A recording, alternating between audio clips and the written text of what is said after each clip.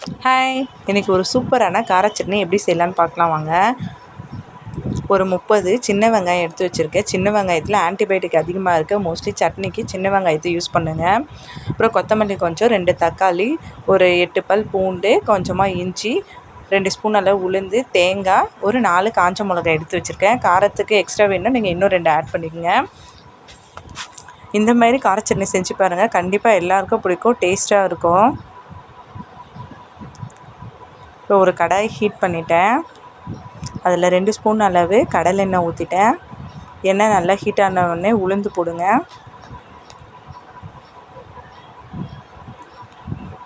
நல்லா ஃப்ரை பண்ணிங்க.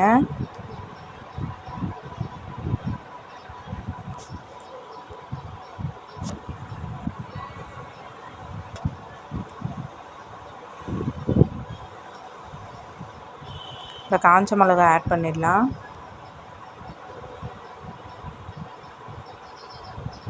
குழந்தைங்களுக்கு கொடுக்கறதுனால நான் காஞ்ச மிளகா கம்மியாக ஆட் பண்ணுறேன். நிறைய காரம் வேணுன்றவங்க இன்னும் ஆட் பண்ணிக்கலாம்.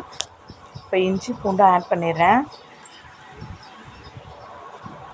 இப்போ ஆனியன் ஆட் பண்ணலாம்.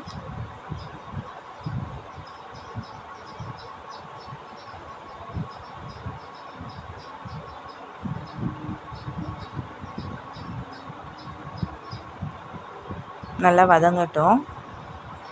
பாருங்கள், இப்போ நல்லா வதங்கிச்சு. இப்போ தக்காளியும் ஆட் பண்ணுறேன்.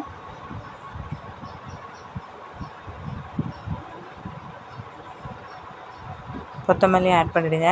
இதுமாதிரி கார சட்னியில் கொஞ்சம் கொத்தமல்லி ஆட் பண்ணிங்கன்னா அதனோட டேஸ்ட்டே சூப்பராக இருக்கும்.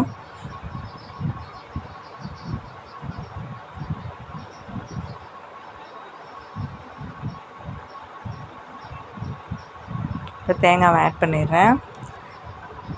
இப்போ சில பேர் தேங்காய் ஆட் பண்ணுவாங்க, தேங்காய் ஆட் பண்ணாமலும் இருப்பாங்க. எனக்கு தேங்காய் போட்டால் தான் கார சட்னி பிடிக்கும்.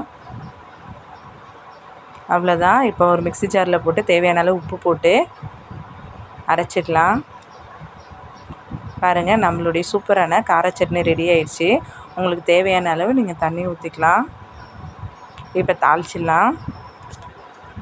கண்டிப்பாக ட்ரை பண்ணி பாருங்கள். பார்த்திங்களா, பார்க்கவே சூப்பராக இருக்குல்ல. இப்போ தாளிச்சிடலாம். கடுகு, கருவேப்பிலை போட்டு தாளிச்சிட்டேன். நம்மளுடைய சூப்பரான சட்னி ரெடி.